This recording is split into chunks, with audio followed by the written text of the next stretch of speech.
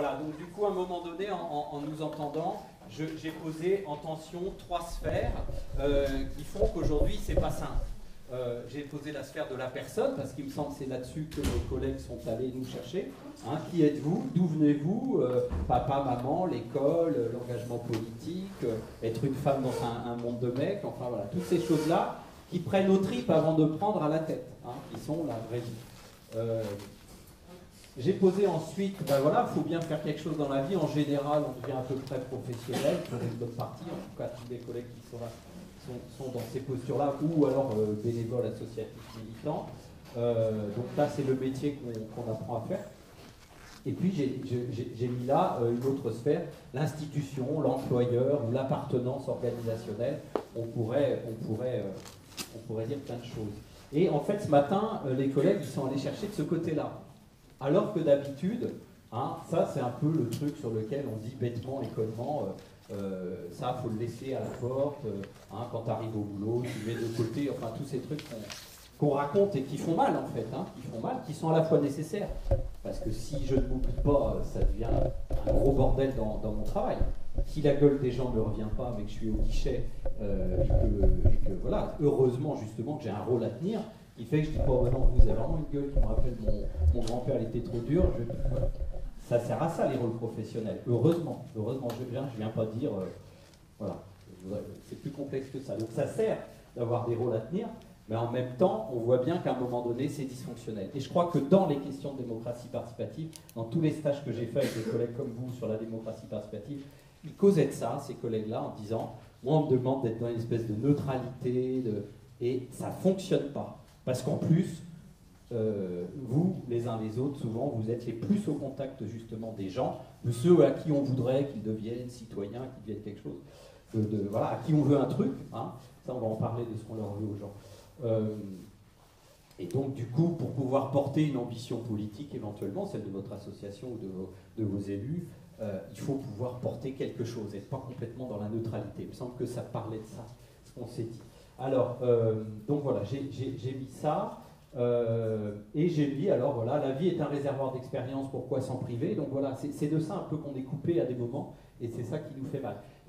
Voilà, quand on fait un choix professionnel, en général dans nos métiers on ne le fait pas trop par hasard, c'est que ça correspond à des valeurs. On a eu des valeurs fondatrices, éventuellement catholiques, d'ailleurs on l'a bien entendu, c'est quelque chose qui est très fort dans notre société, mais qu'on a transformé voilà, il y avait des liens possibles avec des valeurs, par exemple professionnelles, autour de l'engagement auprès des autres, d'essayer de ne pas penser qu'à soi, d'être pas trader, mais d'être plutôt animateur de quartier, etc.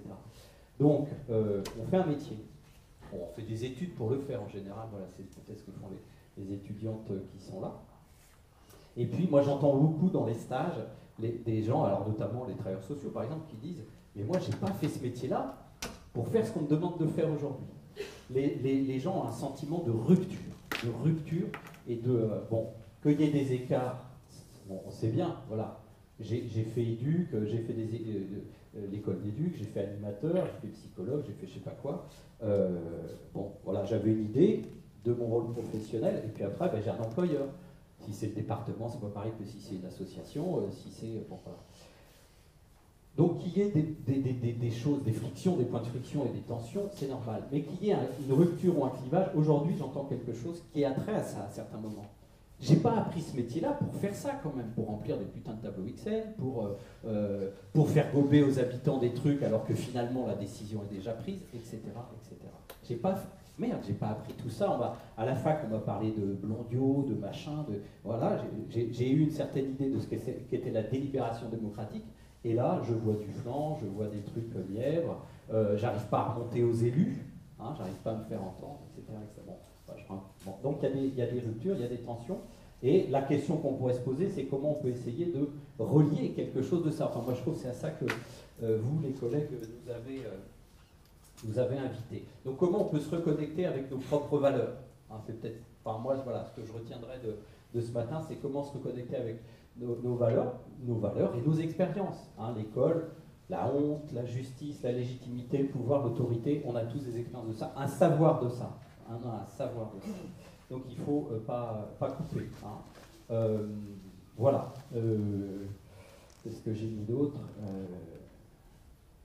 Oui, et ouais.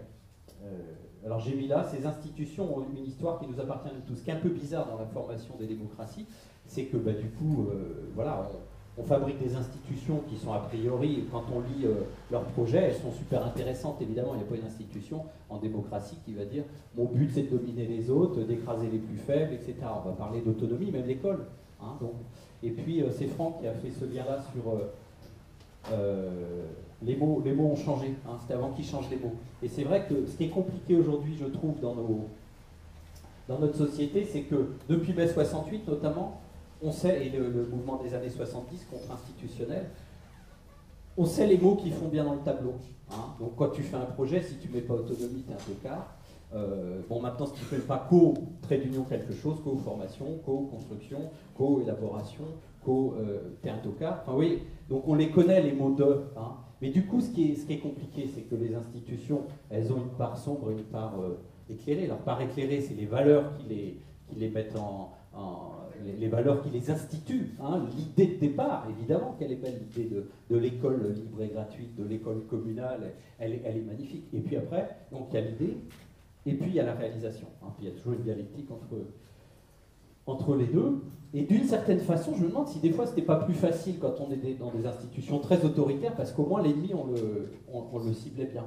Hein. On voyait bien la logique de domination, et au moins on pouvait se situer.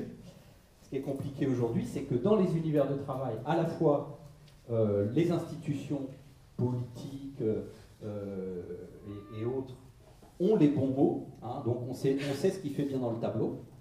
Donc du coup, ces mots-là deviennent des mots valises. Et par exemple, vous critiquez avec un inspecteur de l'éducation nationale l'inégalité des chances, il vous répond par le discours des valeurs. Non, non, il y a l'égalité des chances, parce que si, parce que ça. Enfin, voilà. Vous parlez réalité, et il vous dit idée première. Hein. Donc c'est effectivement parfois compliqué, mais je pense qu'il faut qu'on retrouve la capacité à réinstituer le sens fondamental de ce qui a fait que ces institutions-là existent. Hein. Enfin, il y a quelque chose autour de ça. Et puis j'ai marqué les mots de... Oui, voilà.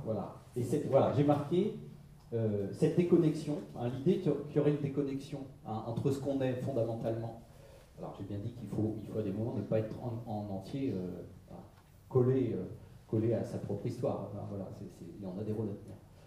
Mais l'idée de la déconnexion, c'est une fable inopérante. Hein, c'est une fable inopérante, et il me semble qu'au travail, c'est de ça qu'on souffre, et qui fait qu'à un moment donné, le travail il perd de son sens, il se vide de sa substance.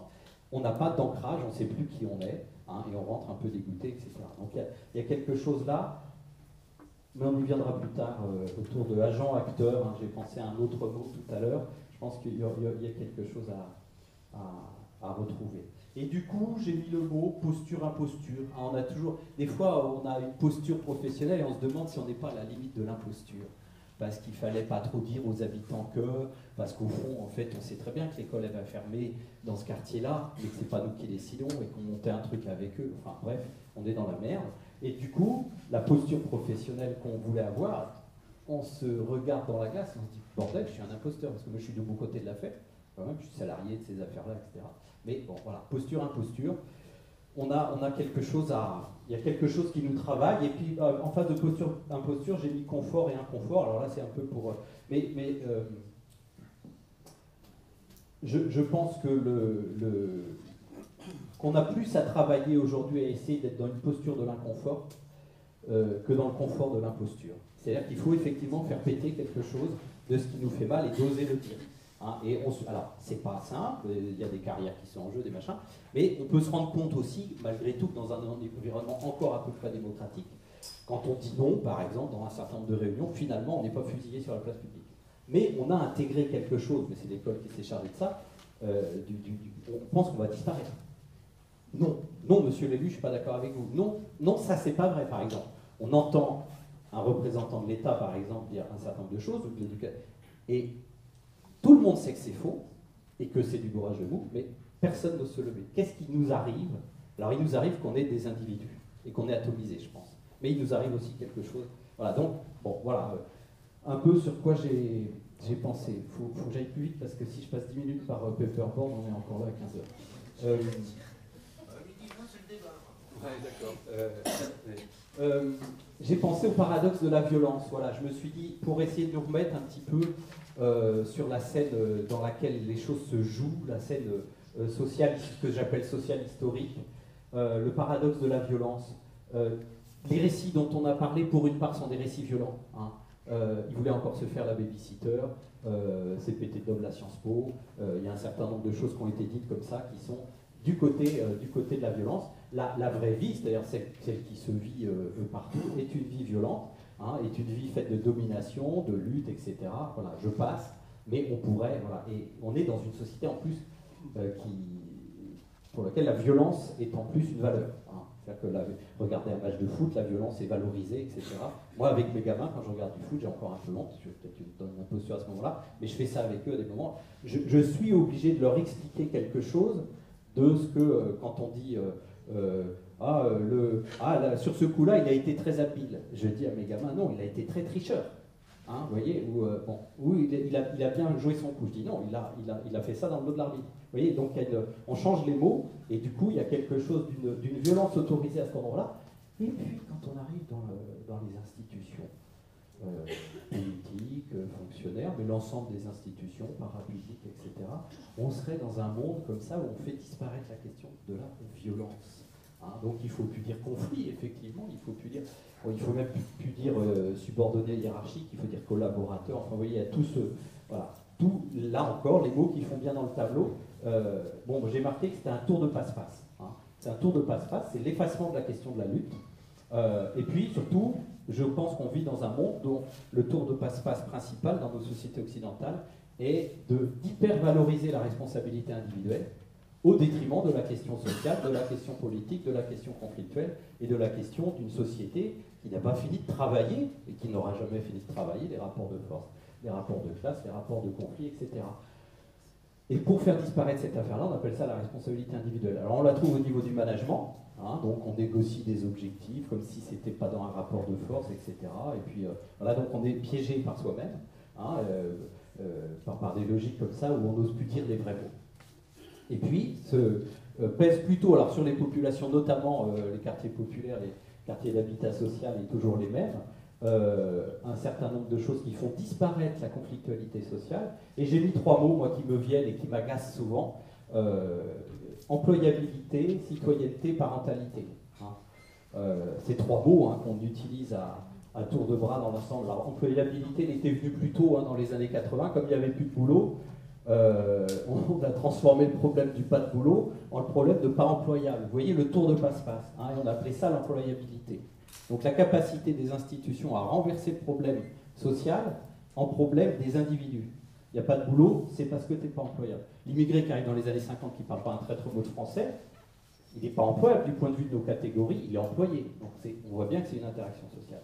Moi j'ai mis citoyenneté aussi parce qu'on sait toujours que ce terme-là il pèse sur les mêmes, donc à qui évidemment on dénie l'idée qu'ils seraient citoyens si nous on veut leur apporter. Puis j'ai mis parentalité aussi parce qu'au fond, c'est toujours, moi, ce que j'appelle un catéchisme républicain, toujours pour les mêmes, et qui me semble assez éloigné des questions de liberté, d'égalité, de fraternité. Ne parlons même pas de justice sociale, c'est un terme qui a été utilisé ce matin, mais qui disparaît du vocabulaire politique. Justice, injustice, on n'entend pas parler. On parlait éventuellement de solidarité à la façon de quelque chose d'un peu caritatif.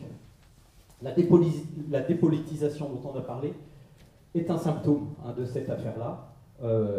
T'es pas engagé, t'es nul, disait-on dans les années 68-70, mais aujourd'hui, si on te dit, mais tu crois encore à la politique, t'es un bouffon. Hein, et les plus jeunes qui nous ont parlé de ça. Ils sont nés dans un monde très très différent. Grandir dans les années 80-90, c'est pas du tout grandir dans les années 60-70. Voilà. Alors, j'ai mis ensuite, bon voilà, ça on peut en reparler aussi, paradoxe de la violence. Quand on aura tous fait une conférence vesticulée, ils seront tous morts, dit Franck Lepage tout à l'heure. Et j'ai pensé, moi, à quelque chose qui se dit assez souvent. Et on ne peut pas trouver l'auteur principal parce qu'on le trouve partout. La révolution commence par soi-même. C'est de ça aussi que ça nous parlait ce matin. Les évolutions, le changement, ça commence aussi par s'interroger sur ce qu'on a. Alors, bon, le sous-commandant Marco, je pense que le boulot qu'il a fait avec les Indiens du Chiapas dans les années 94 c'était ça, hein, ça commence par soi-même, avec un vrai travail dans les communautés, y compris sur, voilà, tout ça, pour nous, un travail dans les communautés, y compris sur les questions de genre, etc. Donc commencer la révolution par soi-même. Les poètes résistants l'ont dit, je pense à Octavio Paz, mais je pense aussi à Janusz Korczak, le grand militant des droits de l'enfant, plein de monde l'a dit. Voilà, la révolution commence par soi-même. Alors, ça a une vertu et puis une critique, hein. Si on dit ça, la vertu c'est effectivement déjà d'interroger nous les rapports de domination dans lesquels on est, ce qui nous fonde, bon voilà, essayer d'être moins donneur de leçons finalement, donc il faut commencer par ça. Puis ça pourrait être aussi, le risque hein, évidemment, ce serait du coup de dire on efface la conflictualité parce qu'on fait la révolution en soi dans nos petits groupes et on ne va pas à un moment donné la porter au devant de la scène historique dans un vrai rapport de conflit. Hein. Donc je le mets avec voilà, le fait que ça peut être l'une ou l'autre. Alors évidemment tout ça, alors ouais, il y aurait ça à expliquer, mais ça prendrait longtemps. Il me semble que là j'ai mis une dialectique avec des grands mots. Dialectique, hein, ça veut dire une opposition qui crée un nouveau dialecte finalement, une nouvelle façon de parler ou de se donner la réplique, hein, comme dans un dialecte. La dialectique de l'instituant et de l'institué à laquelle on est tous confrontés dans nos métiers. L'instituant participe présent, hein, si on fait de la grammaire, et l'institué participe passé. Très souvent, c'est des choses qui sont en opposition à la société, alors qu'au fond, ils se nourrissent. Ça, c'est un schéma que j'emprunte à Cornelius Castoriadis, pour ceux qui veulent aller voir, qui est un anthropologue, philosophe, psychanalyste, enfin plusieurs choses comme ça, qui est mort il y a une quinzaine d'années. Vous trouvez ça dans l'Institution imaginaire de la société, hein, pour ceux qui veulent le lire. Et en gros, il prend la métaphore du volcan, j'ai dessiné un volcan. La société, c'est la société, voilà, le mouvement social, c'est un magma. Hein, vous voyez, un volcan, un magma en fusion, c'est chaud, c'est désordonné, c'est bouillonnant, mouvement social, lutte, rapport de force. Il y a quelque chose là, domination, rapport de genre, enfin voilà, tout ce bazar-là. Hein, le bordel, quoi, la vie, le bordel, comme je dis déjà. Hein. Et puis, à des moments, ça bouillonne, ça bouillonne, ça bouillonne, puis là, il y a toujours une espèce de calotte ou de bouchon. Il y a des moments, le bouchon, il pète. Alors, quand il pète très dur, parce qu'ici, il n'y a rien eu qui a permis qu'il y ait des petites circulations, des petites quand il n'y a pas eu ces petits pout, il y a un gros buzz, et c'est mai 68, par exemple. La cocotte minute explose, et puis avec pertes et fracas. Et puis, alors après, par contre, on garde des choses de mai 68. Hein. Donc, pour continuer la métaphore, quand ça pète, le chaud, en contact avec l'atmosphère, se met à couler sur les rives de la montagne, et du coup, se cristallise et gèle à un moment donné, devient froid, mais en même temps devient du coup de l'institué. Hein, par exemple, on va critiquer les rapports d'autorité, et puis il y a des choses plus démocratiques. Donc il y a des avancées. Et les lois, elles se font avec ça. Les lois, les textes, l'institution, dans sa partie instituée, hein, quelque chose de la croûte, là, et ben c'est ce qui nous a... Voilà, la Révolution française, poum, la constituante, poum, et puis après la Constitution. Alors c'est après que ça se gâte, parce qu'effectivement, quand l'institué se coupe complètement de l'instituant, bon, c'est ce qu'on peut reprocher. Là, j'ai mis syndicats, associations, partis politiques. Je pense que nous tous, on est un peu situés là. Je fais un nous global parce que je n'ai pas le temps de détailler, mais y compris les partis politiques. Et le risque quand on est là, c'est éventuellement d'être là. Est-ce qu'on est nous-mêmes du côté de l'institué? Si on est trop du côté de l'institution, on est délégitimé. Et peut-être que justement, on n'arrive pas à faire le lien entre ce qui remonte du terrain, on va dire, et puis les endroits de décision. Bon, donc voilà, je trouve que c'est intéressant de se situer là et de se dire comment nous on aménage les choses pour que ça ne pète pas en permanence, sauf si on a envie que ça pète, mais aussi pour qu'il y ait des choses qui soient entendues. Et la question aujourd'hui, par exemple les partis politiques, c'est très clair. Ils ont fait le passage, ils étaient là, ils sont là. Ils sont là, les partis politiques, aujourd'hui. Hein. Ils sont complètement là. Quand on regarde la sociologie, je ne vais pas la faire ici, de l'analyse des partis politiques, ils sont là. Peut-être quelques-uns là-dedans sont là, mais globalement, les partis politiques aujourd'hui, mais une partie des syndicats, c'est la même chose, ils sont plutôt là. Regardez ce qui est passé en 1995 au moment des grands soulèvements contre les projets Juppé. Les syndicats ont fait alliance objective avec le gouvernement Juppé contre les coordinations, qui étaient des formes de plus instituantes. Contre les coordinations, les syndicats ont accepté le tour de passe-passe de Juppé de dire je parle que aux syndicats et pas aux coordinations. Vous voyez, donc c'est toujours ce mouvement-là. Bon, bref. Évidemment, c'est plus compliqué que ça. Alors, c'est pété de noble à Sciences Po, dit Franck Lepage ce matin, et je trouvais que c'était bien parce que, en fait, ça montre bien que Sciences Po, c'était la scène institutionnelle, explicite là où tu étais, et puis en fait, ce que tu voyais, c'était une scène sociale où il y avait des nobles. Hein. C'est-à-dire que tu fais tomber les masques et tu te dis, ce qui est l'apparence d'un truc explicite, c'est en fait autre chose qui se joue. Et je trouve que dans la journée, on pourrait s'interroger, nous, sur c'est pété de quoi ou ça. Hein. Là où on est, bon, par exemple, on ne l'a pas dit comme ça ce matin, mais c'est pété de blanc dans cette salle. D'accord? Bon, voilà, c'est comme ça, c'est pas, on va pas s'en flageller, on est blanc de blanc. Mais voilà, c'est une question. On pourrait dire c'est pété de mecs dans les directions. Hein, vous regardez quand même le fameux plafond vert. Enfin, on pourrait s'interroger comme ça, les endroits où on est et où on vit, c'est pété de quoi? Hein, c'est peut-être pété de thunes à certains. Les partis politiques, c'est pété de quoi? Dans les années 80, le PS était pété d'enseignants, aujourd'hui il est pété d'avocats et de professions libérales. D'accord? Ça change la donne. Ça change la donne. Bon, on passe. Quand on est fonctionnaire, a dit le collègue, on n'est pas habilité à parler de ses émotions politiques. J'ai trouvé ça intéressant et j'avais envie de reprendre un petit peu cette affaire-là. Alors, on peut dire fonctionnaire ou au travail, enfin, une position un peu de neutralité, etc. Donc, on n'est pas habilité à parler de ses émotions politiques. Et puis après, c'est qui a dit ça? C'est là-bas, c'est vous. Et après, vous avez dit un juste milieu est possible. Hein, j'espère qu'un juste milieu est possible, quelque chose comme ça. Et là, moi, j'ai pensé à Aristote, et je me suis dit, Aristote sort de ce corps. Et parce que Aristote, l'idée du juste milieu, ce qu'on a souvent dans l'idée du juste milieu, j'essaie de faire vite, le juste milieu, c'est cette représentation-là qu'on a. Hein, il y aurait deux contraires, là, et puis il y aura un juste milieu. L'idée du juste milieu, c'est quelque chose du côté de la tiédeur. C'est gnangnan. Et puis il y aurait la... Bon, c'est pas la représentation que nous propose Aristote. Hein, et j'ai pensé à la question de la vertu chez Aristote. Alors j'ai fait ce schéma-là très rapidement. Quand il y a deux contraires, hein, donc vert et rouge, hein, vous voyez, c'est un peu binaire, vert et rouge, Aristote dit que le juste milieu pour lui, qui a été traduit comme juste milieu, mais qui n'était pas vraiment ça, s'appelle pour lui la vertu. Les vertus sont des justes milieux, sont une capacité à justement ne pas être dans les excès. Il y a l'excès de manque de quelque chose et l'excès en trop de quelque chose. Et dit, lui, le juste milieu pour lui, qui est la vertu, est une élévation qui nous éloigne autant d'un excès que de l'autre. Qui nous éloigne autant d'un excès que de l'autre. Et il appelle ça la vertu. La vertu, c'est pas cette mièvrerie, c'est au contraire une élévation. Pourquoi je dis ça? Parce que du coup, et d'ailleurs en grec, la vertu s'appelle arrêter. Bon, avec des trémas. Arrêter, moi qui me fait penser à l'arête de la montagne. Hein, donc on est sur une ligne de crête, l'arête. Hein, on est plus haut en fait, on s'élève. Et du coup, alors il prenait l'exemple hein, j'ai mis le courage là, entre la lâcheté et la témérité, il disait il y a le courage. Le courage qui est capable d'être prudent.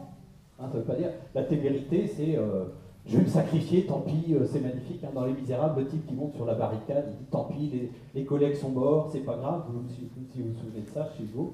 Je monte sur la barricade et je vais mourir, c'est très beau, etc. Puis il y a une femme, c'est pas pour rien, je pense que c'est une femme qui dit descends de là, arrête de faire le con, t'es père de famille, on a plus besoin de toi vivant, t'auras moins de glorioles, mais on a besoin de toi pour continuer la lutte et pour nourrir les gosses. Donc arrête de faire le beau et viens bosser. Je trouve ça super intéressant parce qu'elle lui dit sois courageux plutôt que téméraire, au lieu d'être con comme voilà. Hein. Elle lui rappelle son excès. Donc l'avarice ou la prodigalité, il y aurait la générosité, vous voyez. Alors pour nous, pourquoi je raconte ça? Parce que je me suis dit il y aurait une espèce de neutralité absolue. L'effacement de toutes les pensées, tout ça, machin, bref. Il dysfonctionne complètement parce que les gens que vous rencontrez, que vous côtoyez, les citoyens, cette neutralité, ils la captent pas. Au contraire, elle devient même pour eux un repoussoir. Ils s'en foutent de nous, c'est n'importe quoi, c'est un vendu, enfin bref, il y a plein de... D'ailleurs, il y a un mouvement aujourd'hui, moi qui m'interroge beaucoup, je commence à voir de plus en plus un certain nombre d'associations par rapport à tous ces mouvements qu'on était, la maison de quartier, régie de quartier, machin, etc., ces réunions publiques qu'on anime, il se trouve aujourd'hui pas que des jeunes d'ailleurs, mais un certain nombre de mouvements qui disent, y compris vous n'êtes plus du tout là à nous aider à construire une place ici, vous êtes là. Vous êtes en fait les gardes-chiourmes du pouvoir, et même vous, voilà, même la maison de quartier, je ne veux pas y aller, même le centre social, je ne veux pas y aller, et là, on a un vrai travail à faire, et il y a quelque chose là à capter de ce qui se passe ici, hein, de ce qui se passe ici, bref. Donc, nous, entre la neutralité absolue et puis la militance outrancière, hein, voilà, notre truc est possible, bon, voilà, qui serait déloyal à l'égard des employeurs. Je pense qu'il y a la question de l'engagement qu'il faut se reposer. L'engagement, c'est pas la militance. On peut avoir des postures engagées professionnellement. Et j'ai mis derrière engagement fidélité à des valeurs, incarnation, portage, pour retrouver les ancrages des valeurs qui nous ont fait, qu'on a appris et y compris les valeurs fondatrices des institutions qui parfois elles-mêmes les oublient. Donc on est fondé à retrouver la question des valeurs démocratiques, enfin d'un certain nombre de valeurs, et ça pourrait s'appeler l'engagement. Voilà. Alors du coup, j'ai mis agent acteur, parce que c'est souvent les trucs hein, à quoi on pense quand on est en formation. Alors des fois je suis l'agent de, j'ai un rôle professionnel, il faut bien le tenir, et ça y a une noblesse à être agent. Je reprends à mon guichet, quelle que soit la gueule de la personne, et ben, je suis un agent, donc je suis là pour que la personne ait accès à ce droit-là, même si sa gueule ne revient pas, et tant mieux. Je suis agent, c'est une noblesse. Donc des fois je suis un acteur, je joue un rôle, voilà, il faut aller motiver les gens, etc. Bon, bref, on est agent, acteur, il y a souvent ces trucs-là. Et moi, il y a un mot que je trouve qu'on oublie souvent. À quoi ça, le troisième terme qu'on pourrait avoir, agent, acteur, j'ai mis un truc, ça fait bien. Suspense. Ce serait quoi? Qu'est-ce qui vous plairait pour se dégager de ça? Vous voyez à travers. Auteur. Parce que je pense qu'il faut qu'on soit des auteurs aussi à un moment donné. L'auteur, c'est la capacité à dire je, hein, c'est la capacité donc à se remettre avec le fil de sa propre vie, hein, se remettre en... Voilà, on a une trajectoire, on est un auteur aussi de quelque chose. Hein. Et puis, auteur, ça fait penser à autoriser, c'est la même racine étymologique, hein, c'est ce qui autorise. Hein. A auctoritas, ce qui fait croître, ce qui fait grandir. La métaphore du tuteur, le bon sens du terme, sur laquelle l'autoritas, c'est ce qui fait grandir. Donc, c'est ce qui autorise. Est-ce qu'on est capable de s'autoriser au travail un certain nombre de choses, de s'autoriser à dire des choses aussi pour remettre quelque chose, plutôt que d'être dans le gnangnan de ça, hein, de cet effacement de ce qui se passe sur la scène sociale, de ce qui se passe dans nos vies, de ce qui se passe dehors. Est-ce qu'on est capable de redire « je » sans forcément travailler que pour soi, hein, c'est ce paradoxe-là qu'il faut qu'on élabore. Et puis j'ai mis le désespoir comme horizon, parce que je trouve qu'on est sur une... dans nos sociétés, il y a quelque chose qui a trait à ça aujourd'hui, et qui me paraît très... Moi, je suis beaucoup en lien avec les travailleurs sociaux, et j'entends de plus en plus, et de façon plus dure encore que... Et il y a une des jeunes qui nous a dit, nous, on ne croit en rien, on nous a appris à... Enfin, voilà, il y a quelque chose que... Bon, il faudrait reprendre plein de temps pour... mais moi, c'est quelque chose qui me touche aujourd'hui. Le désespoir comme horizon, on ne peut rien faire avec. On ne peut rien faire avec. Or, c'est le destin dans lequel nos sociétés sont en train d'aller, les sociétés occidentales. C'est un peu millénariste hein, comme truc, c'est évidemment plus compliqué que ça, mais il y a quelque chose de ça. Moi, alors, Nancy Houston avait écrit un très bel essai il y a une dizaine d'années, Professeur de désespoir. Je vous y renvoie si vous voulez. Hein, ça amène à des positions cyniques. Alors, j'ai mis plusieurs citations. Pessimisme de l'intelligence et optimisme de la volonté. Alors effectivement, quand on regarde... Alors ça, c'est Antonio Gramsci, le philosophe fondateur du Parti communiste italien, il y a un peu plus d'un siècle. Il disait, dans ses carnets de prison, il nous faudra allier pessimisme de l'intelligence à l'optimisme de la volonté. C'est vrai que quand on regarde le monde tel qu'il est, c'est pas terrible. Donc du côté de l'analyse, le pessimisme est de rigueur, hein, et l'optimisme est plutôt du côté de la volonté. C'est-à-dire qu'au moment de faire des choses, peut-être qu'on va travailler cet après-midi, comment on fait quand même, on est obligé d'avoir quelque chose du côté de l'optimisme, quelque chose du côté d'un ancrage. Enfin, moi, ça me paraît important parce que sinon, enfin, moi, je vois un certain nombre de collègues travailleurs sociaux qui n'y croient plus du tout. Le problème, c'est que tous ces métiers du travail social, de l'animation, sont nés au XXe siècle, au siècle un peu des transcendances. On allait aller vers un avenir radieux. Hein, vous voyez, on avait construit depuis le siècle des Lumières l'idée que le progrès, c'était l'idée que ça allait mieux. De mieux en mieux.